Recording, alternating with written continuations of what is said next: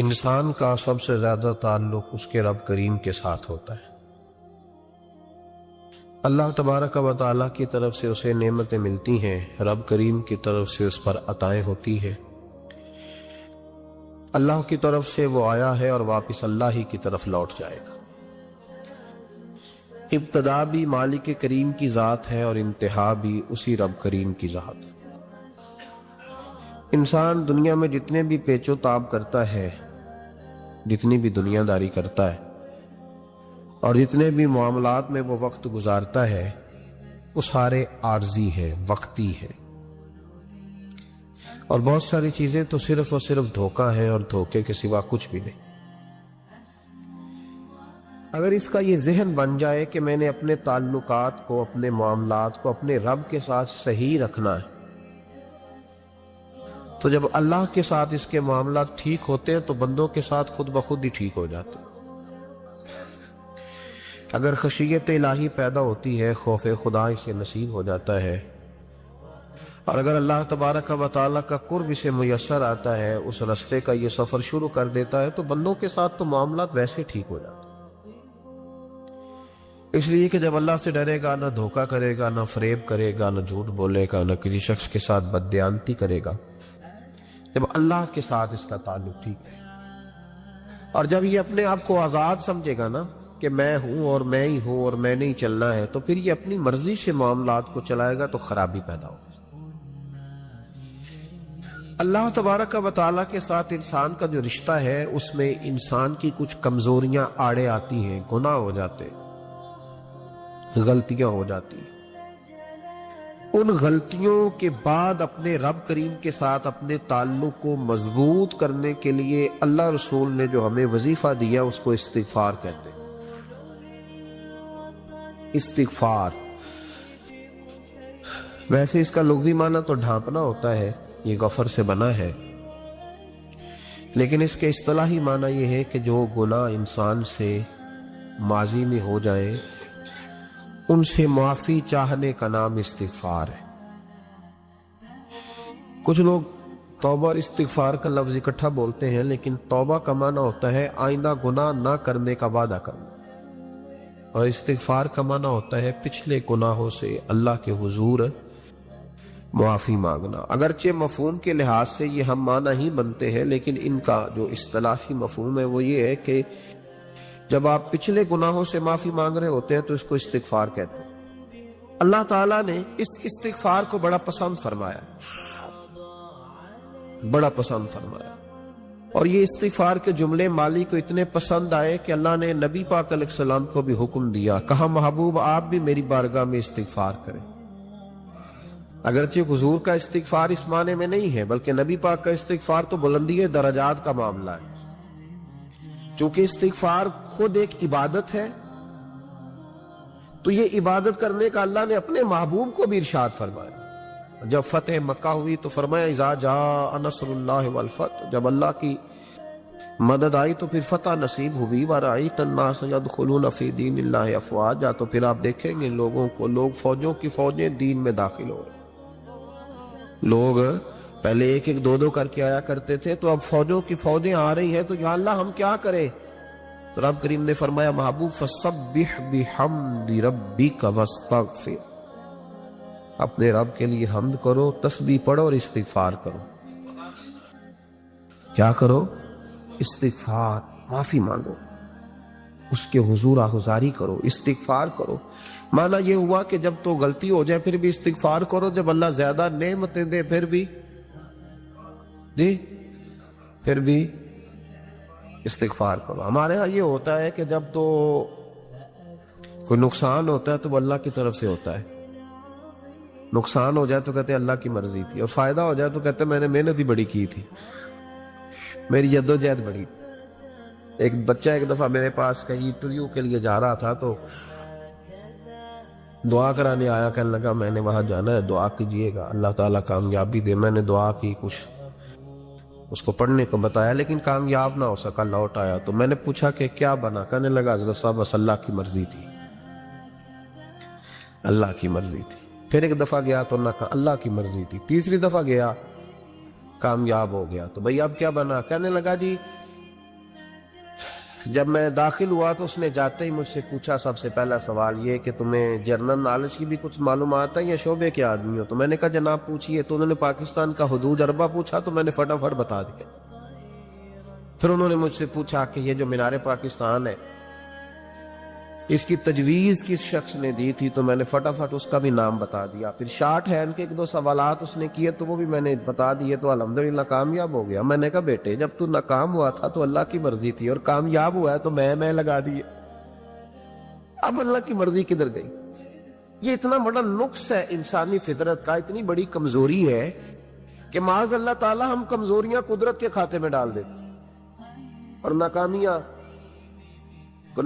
قدرت کے کھاتے میں اور کامیابیاں کیا تماشا۔ حالانکہ ہونا یہ چاہیے تھا کہ جہاں انسان کمزور پڑے تو کہے میری غلطی تھی، میری غلطی تھی۔ صوفیاء یہ سبق دیتے ہیں، اللہ کے بندے یہ پیغام دیتے ہیں کہ جب تو کہیں ناکام ہو جائے تو سمجھ جائے تیری، اور جب تو کامیاب ہو جائے تو سمجھ رہے اللہ راضی ہو گیا تھا، اللہ نے رحمت کر دی، اس نے فضل کیا۔ تو یاد رکھیں استغفار، کئی چیزوں پہ استغفار ہوتا ہے، کئی چیزوں پہ، اور استغفار کا نفع ملتا ہے۔ کیا نفع ملتا ہے؟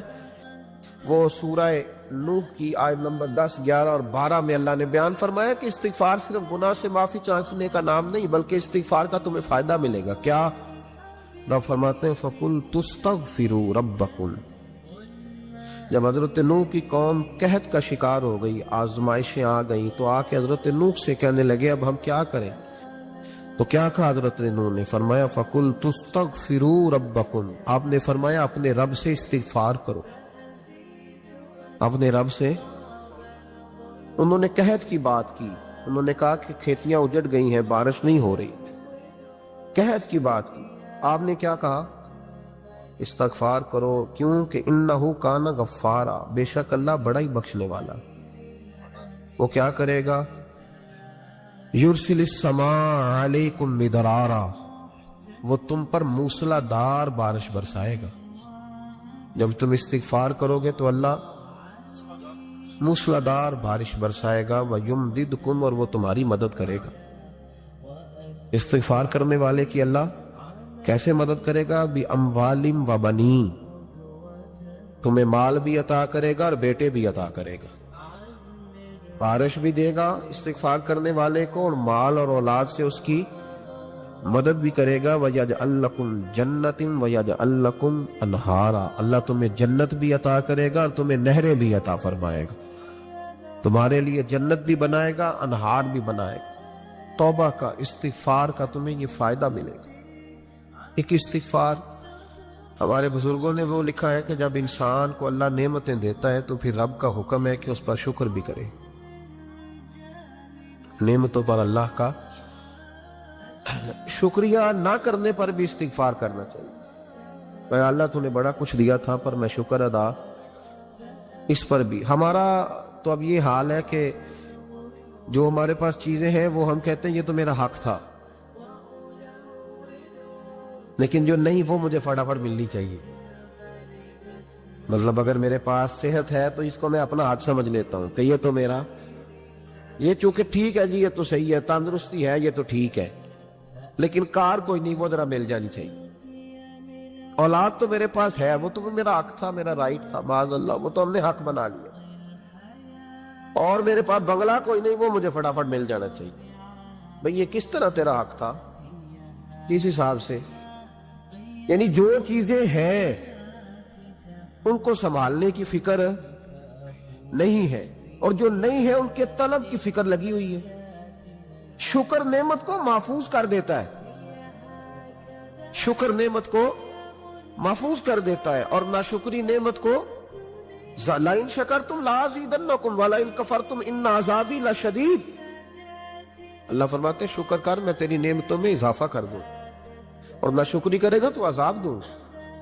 شکر نہیں نہ ہوتا، شکر نہیں ہوتا۔ دیکھیں نا، 100 روپے ابا جی نے دیا ایک بچے کو، اور اس کو کہا کہ جا دکان سے کچھ چیز لے آ، تو وہ 100 روپیہ اس نے رستے میں جاتے ہی کہیں پھاڑ دیا یا گوا دیا، تو اب والد سے دوبارہ 100 مانگتا ہے، تو والد کہتا ہے کہ پہلے 100 کا تو نے کیا کیا؟ نہیں سمجھ آئی آپ کو میری بات؟ پہلے 100 کا کیا کیا تو وہ کہے گا جی میرا دل کرتا تھا میں نے پھاڑ دیا. جوان بچہ ہے, سمجھدار ہے, 12-14 سال کا ہے. میرا دل کیا تھا میں نے پھاڑ دیا, ختم ہو گئی بات. ابا نیا 100 دے دے گا. سبحان اللہ. کتنے خوش ہو کے آپ کہہ رہے ہیں نہیں دے دینا سو. یہ کیسے ہو سکتا ہے بھائی؟ کروڑ پتی والد بھی ہو تو 100 کا نوٹ دوبارہ دیتا کیوں؟ بیٹا نہیں اس کا, پیار نہیں, کیوں نہیں دے رہا؟ وہ کہتا تو نے میرے پہلے 100 کی قدر نہیں ڈالی, نیا تجھے کیسے مل جائے؟ انہیں خیال ہی نہیں کیا, انہیں جدوجہد ہی نہیں کی. حضرت ملا رومی نے مثال دی ہے. جناب رومی فرماتے ہیں کہ بغیر محنت کے لوگوں کو اللہ نے نعمتیں دی ہیں تو انہوں نے شکر ہی نہیں ادا کیا. اندھے سے پوچھ آنکھ کی قدر کیا ہے, پوچھ اندھے سے, پوچھ معذور سے کہ ٹانگوں پہ چلنا کتنی بڑی نعمت ہے. کبھی پوچھ اس سے جس کا مکان تو ایک کنال میں ہے پر رونے والا بچہ کوئی بھی نہیں. پوچھ اس سے جس کی جیبیں دولتوں سے بھری ہوئی ہے پر کوئی نہیں کہتا کہ ابا 10 روپے دینا. پوچھ یہ کتنی بڑی تکلیف ہے. حضرت رومی نے لکھا ہے, وہ فرماتے ہیں کہ ایک والد تھا تو اس نے بڑی دولت کمائی تھی تو اس کا بیٹا بے دریغ ہی اڑاتا رہتا تھا. کبھی ادھر پیسے بھگا دیے, کمائے نہیں تھے نا, محنت نہیں نہ کی تھی, کمائے نہیں تھے. والد بڑا سمجھاتا تھا پر سمجھ نہیں آتی تھی. لیکن اس کے ابا کے ذہن میں ایک بات آئی. وہ کہنے لگا بیٹے یار میں کنگال ہو گیا ہوں, اچانک حالات خراب ہو گئے, ایک آنا مجھے چاہیے, دوائی خریدنی ہے, کہیں سے لے کے آؤ. اس نے کہا ابا مسئلہ ہی کوئی نہیں, یار ہی بڑے ہیں, بہت سارے لوگوں کے ساتھ رات میں جاتا ہوں روٹی کھانے ہوٹل میں, کئی ہیں جو میرا انتظار کر رہے ہوتے ہیں, فیس بک والے اور جناب وہ سیلفی والے, بڑے سارے ہیں جو کہتے ہیں تیرے بغیر گزارا ہی نہیں. بڑے ہیں جو روز سویرے اٹھ کے پہلے مجھے السلام علیکم کا میسج کرتے ہیں, پھر اس کے بعد کسی اور سے. بڑے ہیں, کوئی مسئلہ ہی نہیں. ایک کے پاس گیا, ایک آنا چاہیے, اس نے دے دیا, لا کے ابا کو دیا. تو ابا گھر کے اندر جو امیر لوگ ہوتے تھے گھر میں کنواں کھدوا لیتے تھے. ابا کنویں کے کنارے بیٹھا تھا, جب بیٹے نے آنا لا کے رکھا تو اس نے پانی میں پھینک دیا. اگلی صبح پھر کہا بیٹے ایک آنے کی ضرورت ہے, دوا خریدنی ہے. اس نے کہا مل جائے گا. 2 4 5 دوست ابھی ہیں بڑے مالدار, ان سے جا کے کہا, ایک سے آنا لایا, ابے نے پھر پھینک دیا, تیسرے دن بھی پھینک دیا, چوتھے دن بھی. یار اب ختم ہو گئے. کچھ آہستہ آہستہ دوستوں کو پتہ چل گیا کہ کنگال ہو گیا, خبر پھیل جاتی ہے نا, اب بھوکا ہو گیا. اب آہستہ آہستہ موبائل بند ہونے لگے, آہستہ آہستہ جو ہے وہ نمبر بلاک ہونے لگا, حالات بگڑ گئے. اب جب اسے پتا تھا کہ یار تو اب دروازہ کھٹکھٹاتا ہوں تو کہتے ہیں کہ اسے کہہ دو میں گھر نہیں, ابا نے تو آنا مانگنا ہے اور میں بے دریغ دولت ابا کی اڑاتا رہا ہوں, اب یہ بھی نہیں کہہ سکتا کہ مجھے دیتا کوئی نہیں. شہر سے باہر نکل گیا, سارا دن مزدوری کی, جد و جہد کی, کبھی کام کیا نہیں تھا, ہاتھوں پہ چھالے پڑ گئے. بڑا مشکل ہوتا ہے جن لوگوں نے کام نہ کیا انہیں کرنا پڑ جائے تو. تکلیف کا شکار ہو کے ایک آنا کمایا, شام کو لا کے والد کی ہتھیلی پہ رکھا تو اس نے پھینکا نا جب کنویں میں تو چیخ پڑا, کہنے لگا ابا جی آپ سیاڑے بیاڑے بندے ہیں, روز پیسے لا کے دیتا ہوں, کنویں میں پھینک دیتے ہو, کوئی کرنے والی بات کرو. نہیں دوائی کھانی تو نہ کھاؤ, ضائع کیوں کرتے. بیٹے کو باپ نے تھپکی دے کے بٹھا لیا. اس نے کہا بیٹا میں نے پہلے دن تو نہیں پھینکا, تو 7واں دن میں روز پھینکتا ہوں, آج تیری چیخیں کیوں نکلی؟ کہنے لگا ابا پہلے ادھار کے تھے, آج مزدوری کے. نہیں سمجھ آئی بات؟ پہلے بولیے اور آج میری محنت ہے, مزدوری ہے, جد و جہد ہے. تو والد کہنے لگا بیٹے یہی میں تجھے سمجھانا چاہتا تھا, وہ میری بھی محنت کے ہے جو تجھ روز یاروں کو کھلا آتا ہے, میں نے بڑی جد و جہد سے جمع کی ہے, میں کنگال نہیں ہوا, صرف تجھے سمجھانا تھا. او بھائی یہ آنکھیں تیری محنت کی نہیں نا, اس لیے تو شکر نہیں ادا کرتا. یہ وجود, یہ ٹانگیں, یہ شعور, یہ تیری جد و جہد کا نہیں. جو عقل کی دولت اللہ نے دی ہے نا, یہ تیری محنت کی نہیں. اگر محنت کی ہوتی تو سجدے میں پڑا رہتا, تو خیال کرتا. اللہ نے آنکھیں دی ہے قرآن دیکھنے کے لیے, جب کوئی کسی گندی چیز کو دیکھتا ہے تو ناشکری کرتا ہے, جب غلط طرف اٹھاتا ہے یہ چیزیں تو ناشکری کرتا ہے. صاحبو یاد رکھنا اور اس پر ضرور غور کرنا کہ جب نعمتوں کا شکر ادا نہ کیا جائے تو پھر ہمیں استغفار کا حکم دیا گیا ہے. پھر کیا کرنا ہے ہم نے؟ استغفار کہ یا اللہ ہم تیری نعمتوں کا شکر ادا نہیں کر سکے، تو ہمیں معاف فرما دے، تو ہم سے درگزر فرما، معاف فرما۔ ایک استغفار اس بات کا ہے کہ دیکھیں نا، یہ رسول پاک علیہ السلام کا فرمان، یہ حدیث امام رازی نے لکھی ہے، اور نبی پاک کی فرمان کے لحاظ سے جو چیز ہمارے سامنے آئے نا، اس پر ہماری آنکھیں بھی کھل جانی چاہیے، دل بھی کھل جانا چاہیے کہ کوئی خاص ہی بات تھی جو حضور نے بیان فرمائی صلی اللہ علیہ وسلم۔ سرکار دو عالم علیہ السلام نے فرمایا ایک آدمی نے 500 سال بغیر ریاکاری کے اللہ کی عبادت کی۔ کتنے سال؟ یہ 5 سال نہیں ہوتی بغیر ریاکاری کی۔ تہجد پڑھنے والا جب تک 6 لوگوں کو بتا نہ دے تہجد پڑھی ہے، اتنی دیر تو تہجد آگے بڑھتی نہیں، کم از کم 6 بندوں کو پتا ہونا چاہیے۔ اور میرے جیسے حاجی نمازیوں کا تو دل کرتا ہے کہ وظیفے پہ بندہ رکھا جائے جو تعریفیں کرے صبح و شام، حاجی صاحب کی کیا بات ہے، حضرت صاحب کی وظیفہ دیں گے اس کو مہینے کا، وہ تعریف کرے کھول کے کہ آپ کی بڑی بات۔ یہ مرض ہے، تعریف سننا نا، یہ بیماری ہے، اس نے جھوٹ کو جنم دیا ہے، بہت بڑا مرض ہے۔ حضرت سعدی نے اس پر بہت بڑے مقالہ جات لکھے اور فرماتے ہیں یہ مرض کچھ لوگوں میں بہت زیادہ ہوتا ہے۔ ایک امیروں میں، امیر لوگ ناراض نہ ہو جائے پر انہوں نے کہا ہے تو کوئی حکمت ہوگی نا، امیروں میں تعریف سننے کا مرض بہت زیادہ ہوتا ہے۔ فرماتے ہیں ایک بادشاہوں میں اور تیسرا عورتوں میں، ان میں یہ بیماری بہت زیادہ ہوتی ہے۔ کوئی تعریف نہ کرے تو خود اپنی کرنی شروع کر دیتے ہیں، خود ہی کہہ دیتے ہیں کہ وہ کیا بات سی، میرے ابا جی تے وہ تے 100 حال چلدا سی تے 150 بندہ ٹکر کر، ابا جی دی چھڈ تو دس تیرے کنے چل دے، تیرے کو کنے بندے روٹی کھاندے، اپنی بات کرنا۔ اقبال کہتے تھے تو وہ آبا تمہارے ہی مگر تم کیا ہو، ہاتھ پہ ہاتھ درے منتظر فرداؤ، ابا جی کی دادا جی کے چھوڑ اپنی کر، ہمیں تو تیرا پتہ ہے، تو اپنی بات کر، تیرے اندر بھی کوئی چیز ہے کہ نہیں۔ ابا دادا تو سب کے بڑے، حضرت آدم کی اولاد ہے تو حضرت آدم نبی تھے، تو باپ دادا تو سب کے بڑے بڑے ہی ہیں، بات یہ ہے کہ اپنی بات کرنی چاہیے نا۔ تو یہ بیماری ہے، یہ نقص ہے، 500 سال بغیر ریاکاری کی عبادت، اور بیان میرے نبی کریم علیہ السلام فرما رہے ہیں 5، بولیے، یہ بہت بڑا مسئلہ ہے، دکھاوا نہ ہو، ریاکاری نہ ہو۔ ہم مجالس میں جاتے ہیں نا جناب، محافل میں، تو لسٹ ملتی ہے، یہ چوہدری صاحب نے صدارت ہے، انہوں نے خصوصی تعاون کیا ہے، تو یہ فلانے صاحب ہے، تو ان کا بھی نام لینا ہے۔ تو میں کبھی کبھی کہہ دیتا ہوں کہ یار آپ نے تو کہا تھا یہ نبی پاک کی تعریف کی محفل ہے، اور یہاں آپ نے لسٹ لگا دی ہے پوری تعریف کرنے والوں۔ کچھ ضروری ہے کسی کا نام لینا اور اس کا جناب ذکر کرنا اور اشتہار پہ اس کی فوٹو آنا، یہ کچھ ضروری ہے؟ ویسے بھی کو اچھا لگتا ہے کہ نبی پاک کے نام کی محفل اور میں صدارت کر رہا ہوں؟ ڈرنا چاہیے نا مجھے اللہ تعالیٰ، حضور کی محفل اور میری صدارت، اس پر کبھی غور کریں۔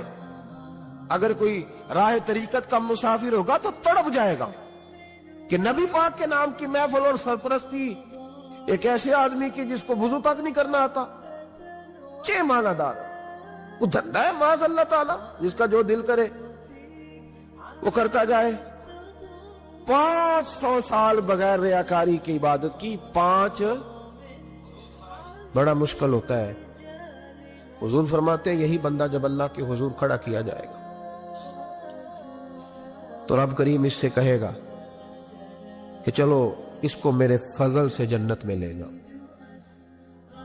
تو عرض کرے گا مالک فضل تو ٹھیک ہے پر 500 سال لگائے میں نے، 5۔ وہ مولوی صاحب میری طرح کے بیچارے جو امام مسجد ہوتے ہیں نا، تو وہ بھی کہتے ہیں جب میں آیا تھا تو 30 بچے تھے مسجد میں، اب 80 ہو گئے۔ اور بھائی یہ بندوں کو بتانے کی کیا ضرورت ہے، یہ تو اللہ کی رضا کے لیے ہے نا، تو چھوڑ اس میں اتنا تذکرہ کرنے کی کیا حاجت۔ 500 سال جس نے لگائے، بول پڑا یا اللہ 500 سال لگائے اور تو کہتا ہے کہ اس کو میرے فضل سے لے جاؤ، تو رب کریم نے فرمایا چلو کوئی نہیں، پھر انصاف کر لیتے ہیں، الٹی آنکھ کی روشنی نکال کے ترازو کے ایک پلڑے میں رکھو اور 500 سال کی بغیر ریاکاری کی عبادت دوسرے پلڑے میں رکھو۔ کبھی اس مریض سے پوچھنا جس کو ڈاکٹر کہہ دیتا ہے کہ تیری آنکھ کا علاج نہیں ہو سکتا، بے بس ہوتے ہیں ڈاکٹر، جواب دے جاتا ہے شعور۔ پوچھ کبھی اس شخص سے کو کہتے ہیں بس جناب اب آپ اپنی آنکھیں موجود ہونے کے باوجود آپ دیکھ نہیں سکتے، اتنی موٹی آنکھ لگی ہوئی ہے، لیکن روشنی اللہ چاہے تو دیتا ہے، نہ چاہے تو نہیں دیتا۔ ایک آنکھ کی روشنی ایک پلڑے میں رکھ لو اور دوسرے میں 500 سال کی عبادت رکھ دی، اللہ اکبر۔ تو رب کریم نے فرمایا اب تولو، جب تولی تو وہ عبادت تھوڑی تھی اور ایک نعمت زیادہ تھی۔ اللہ نے فرمایا یہ تو بھائی اس کو تو 500 سال دیے تھے، یہ تو ایک نعمت کا شکر نہیں ادا کر سکا، پکڑو اس کو دوزخ میں ڈالو۔ ایک کر کے کیا آیا ہے؟ پکڑو جہنم میں ڈالو اس کو، لے چلو۔ ترمذی شریف کے لفظ ہے، نبی پاک نے ہمیں سمجھایا اور ایک جملے میں ساری بات ختم کر دی۔ حضور فرمانے لگے تو اللہ کی تھوڑے دیے ہوئے رزق پہ راضی ہو جا، وہ بھی تیری تھوڑی عبادت سے راضی ہو جائے گا۔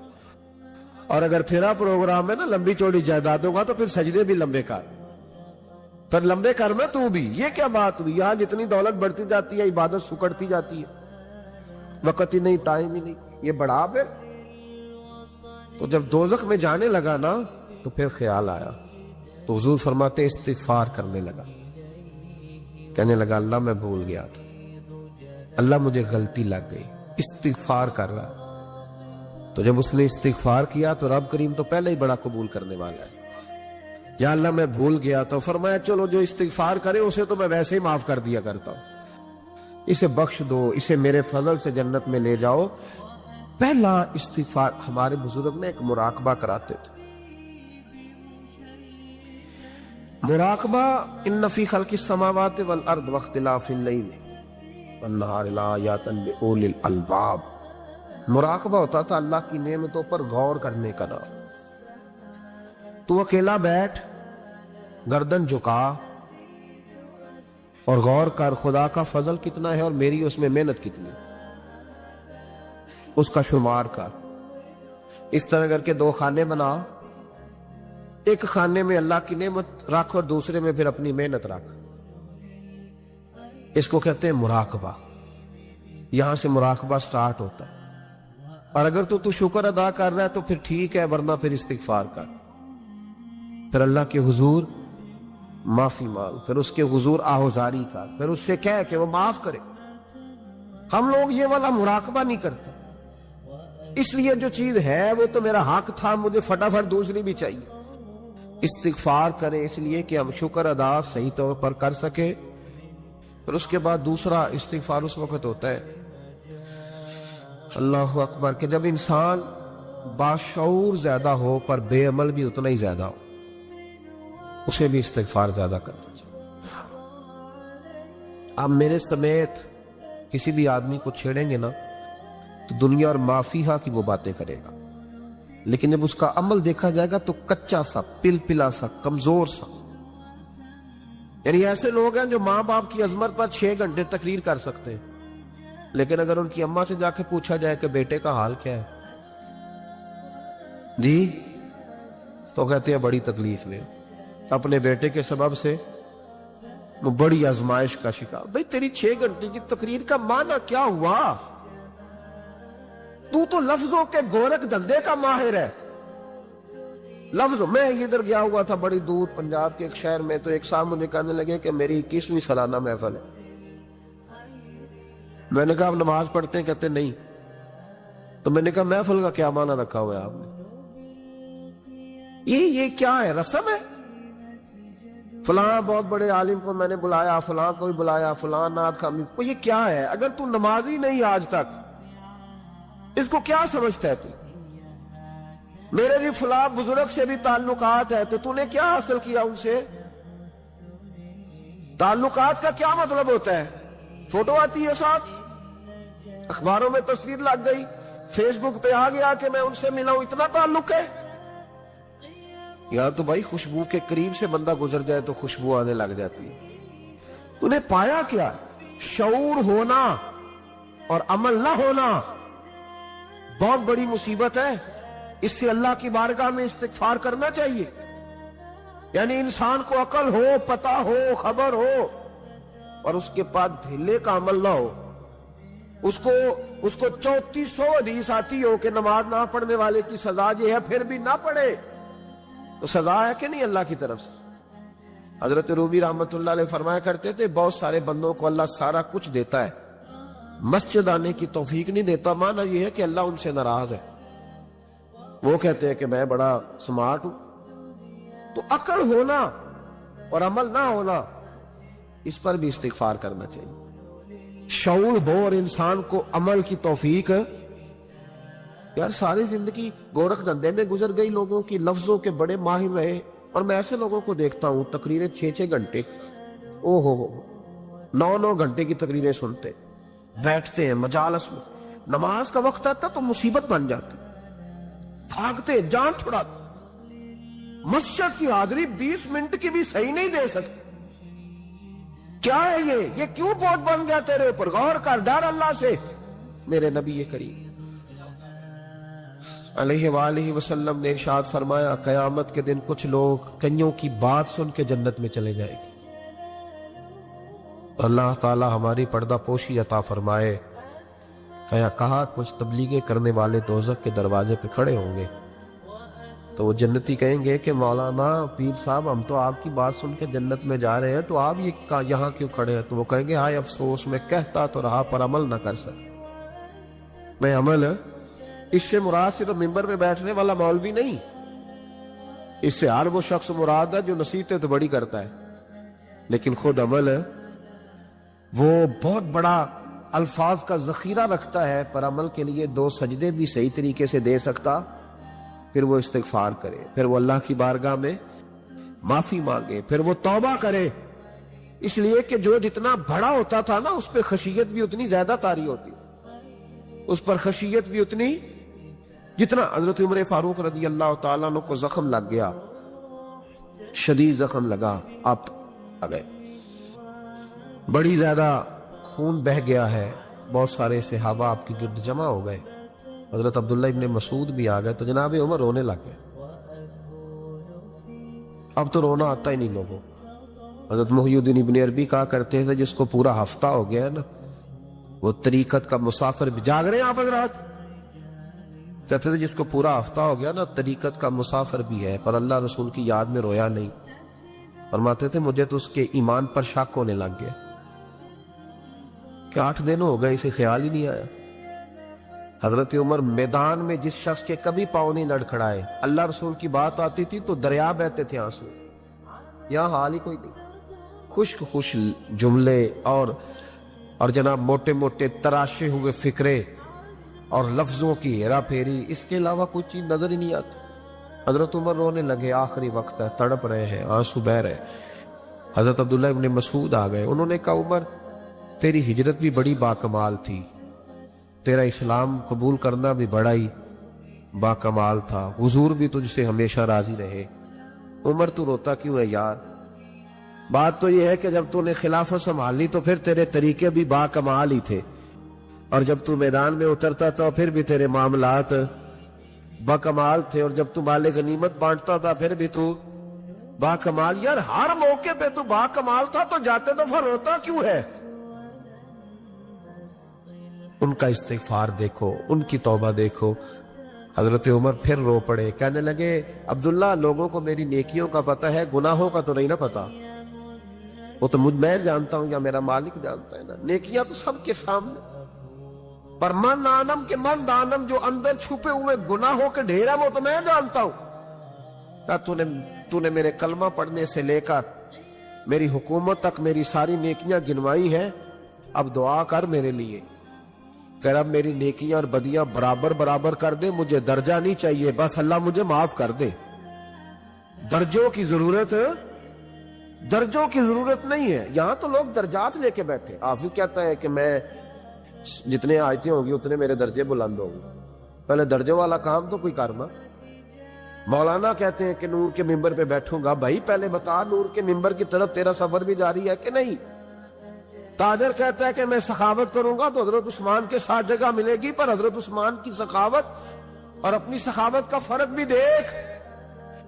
مجاہد کہتا ہے کہ میں نبی پاک کے جہاد والے صحابہ کی پشت پہ رہوں گا، تو پہلے اپنے کام تو دیکھ۔